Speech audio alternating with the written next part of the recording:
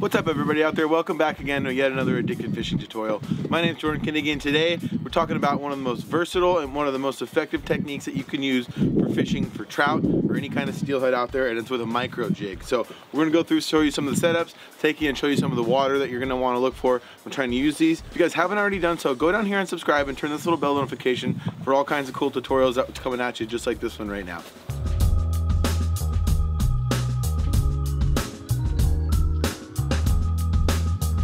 Alright, so when we're talking micro jig, what we're talking about is basically anything under a 1/16 of an ounce. You can go down to the 16th ounce and you can even go smaller on these jigs, but really that small profile, there's a couple different styles of these. This is like a woolly bugger style, and this is one of our Sink It series. Some of the smaller 16th ounce jig heads that we have, and all sorts of variations of colors. You see we have the pink over here, we have the red and white. Again, we have the blues, and we got a box over here full of different jigs. The key to that I'll start to stress right off the bat is to have a good variety. Get your staples, get your nightmare pattern, which is the black, white, and red. Have your black, or orange head, black body. Go through, talk to your guys at your local store about what jigs work best in your area, but make sure to have an assortment of colors. Have your staples, have your 3 blues, your 3 reds, your 3 greens, but then also have some crazy ones in some different colors that'll keep you being more versatile out there and changing up so that those fish will key in and bite your jig.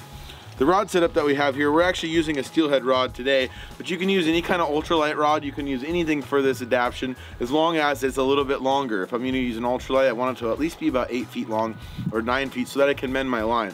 We're float fishing here, this is why we have these floats on here, and we'll show you another setup here in just a second that has the fixed float, but nevertheless you're going to be mending line, and line control is very important.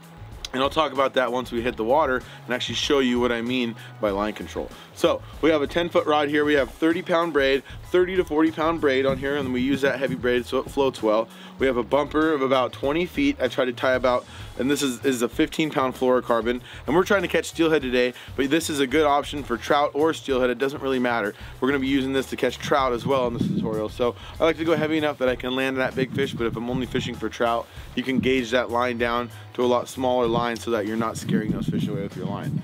So I have a bobber stop all the way down to a 1/2 ounce float. I've created about a 1/2 ounce of weight just by pinching a bunch of these split shots on here. I got just a normal barrel swivel. You can use an inline weight of any sort if you want, but I just do it because that's cheap and easy and I can add and subtract weight whenever I want to. I got my barrel swivel and I have 10-pound fluorocarbon line, about 4.5 feet down to the jig of my choice. So again, talking about jigs and sizes, this is what's really important. Having these different jigs, and we're talking micro jigs. All of us know what a normal steelhead jig is, something like this.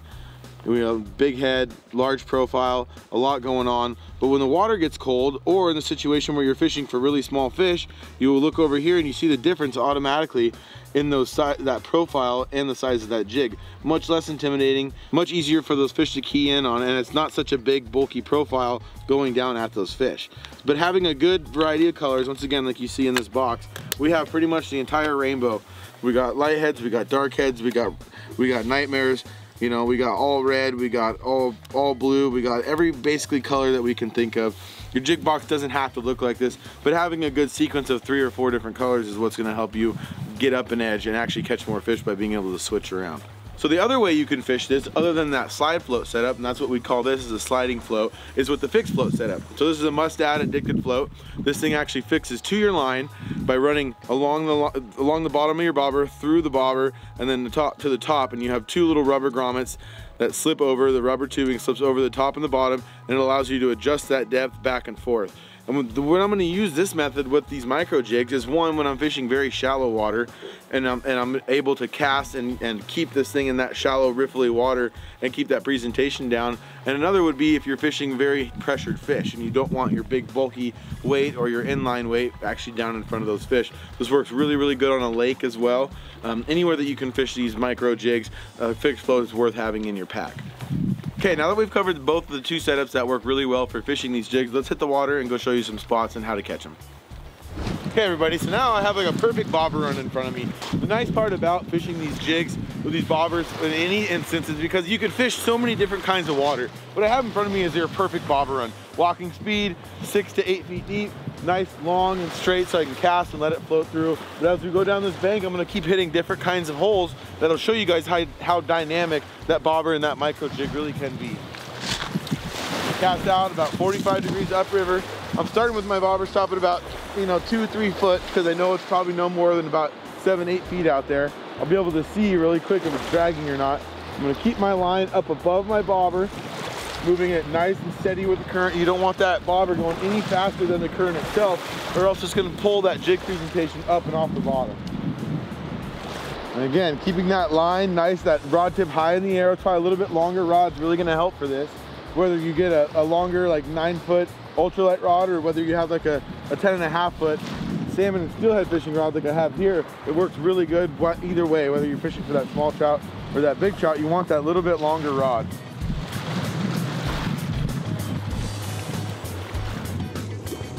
There we go. Got him. All right, so you guys saw as I did that there, I worked my way down this bank, started casting at every little pocket, and you saw we did that little fast motion through there. Worked every little bit, close, middle, far, close, middle, far. Kept working my way downriver, got behind this rock. I almost left. I made about 3 casts, didn't hook a fish. I moved my bobber stop 4 inches deeper. First pass through, hooked one. So let that be the lesson. Is to be versatile, but don't just run through a hole using your same depth the entire time.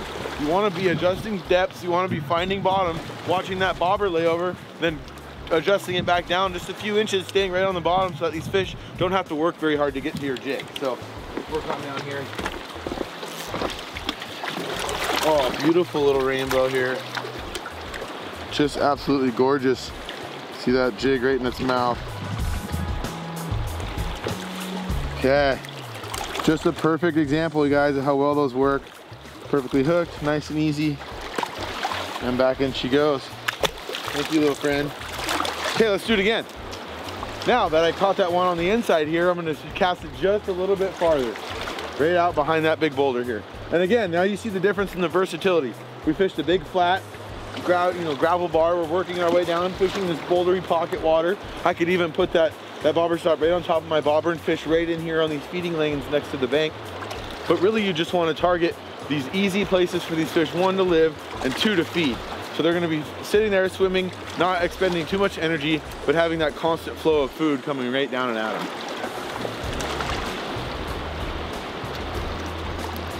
So I'm hitting bottom there. I'm going to shallow up about 4 inches or so, just to keep that thing right off the edge of the bottom there. And cast it here on the bank. Oh, did it again. That'll work though, that'll fish. Caught a lot of fish on a bad cast, I like to always say. You looking for them, little? Way down there?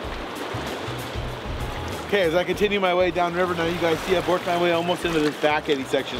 I got some really stagnant water. I got this water actually traveling back upriver. And so I'm gonna actually utilize that. I'm gonna fish those back eddies. I'm gonna use that upriver current because those fish will too. They're gonna sit on the insides, right on these back eddies, and they're gonna let that food come out of the main current and swirl around and come back to them. So I'm gonna utilize that. I'm gonna start close again. First cast is gonna be close. I'm gonna work it down through the hole. I'm gonna start gradually working my way out and then move down and actually use that back eddy to get a drift.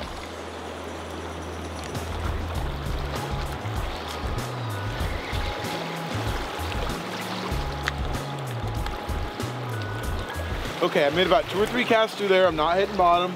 I'm also not getting a bite. So once again, I'm gonna bring this back in here. I'm gonna go about 6 or 8 inches deeper. I'm gonna get it back out there and see if we can get one to go.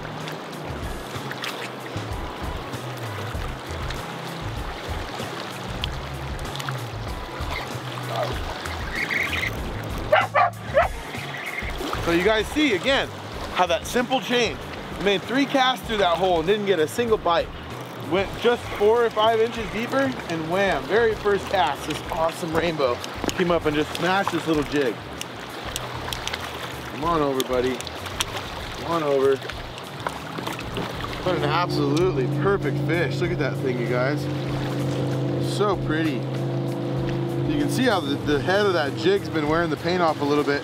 You can actually get them by letting those jigs, because they're light enough that they don't get snagged, they'll actually bounce along through the current and actually bounce along the rocks, and those fish will pick them up. They'll dig them right off the bottom of the river all the time. Let's get that back out there. Okay, we've worked our way down now, and you guys obviously see the difference here. We have deep, slow, swirly little back eddies, spots where our bobber might not even be moving downriver, but that's what we're looking for. All this current's coming down in the middle of the river. It's pushing off these rocks. it's creating this underwater swirl that's actually pulling a lot of those insects and a lot of that food to those fish. So some of the biggest fish and the most fish that I'll catch come out of these little areas just like this.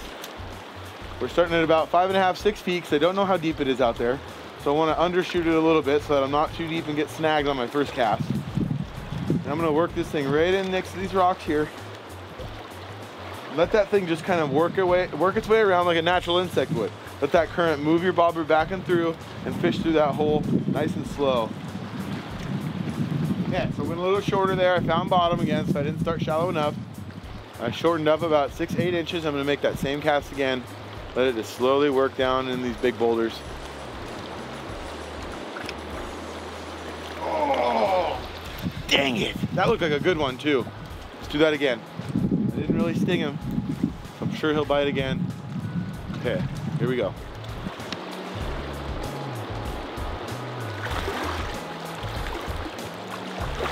Oh my God! Oh, missed it again! But that shallowing up is what did the trick there. I think I'm getting it just that much more off the bottom so those fish can see it and come up for it.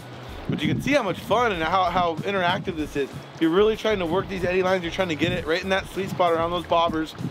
Here we go, here we go. All right, so now I'm in the most pockety water of all. You can see I got these giant boulders. I got a high vantage point. I got my Smith glasses on so I can see all the structure. And I'm just gonna work in and around every single one of these big boulders here. So I was getting these bites right up top here.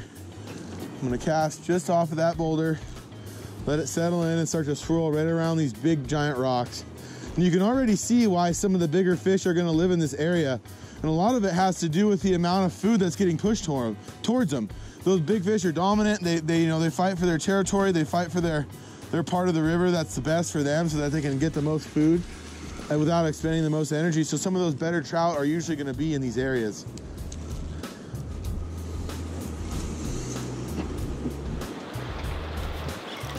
Got it. Oh, son of a gun. Almost talked that one on there. I could tell I had such a perfect drift going there that I just started cussing the fish. Oh no, I'm losing my fly. My jig's falling apart from all this action. I cut that feather off here. Put it back in there. That was a good drift.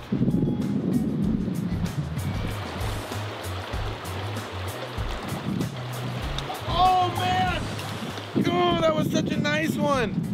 I set the hook a little too early. I didn't even see my bobber go down, but I could feel it pulling on the fishing rod.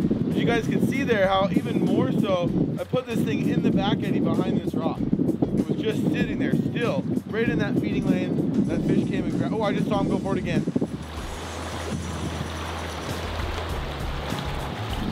All right, everybody. Well, I hope that let you get a little bit more insight and kind of show you a little bit more detail on how well these micro jigs work. It's a method you can use in lakes, you can use in streams, you can use in giant rivers like this, but all in all, it catches fish. So be sure to try it. Be sure to go to your local store, get a couple of these jigs, and see if you can get on some fish using these micro jigs. We hope you guys learned a lot today. If you want to see more tutorials just like this one, go up here and click this link to this other video. If you haven't already, go down, subscribe, turn your bells on, and be sure to thumbs up this video. And if you haven't already, go down and comment, and you could be the comment of the day, just like this guy right here. You guys stay fishy. We'll see you out there.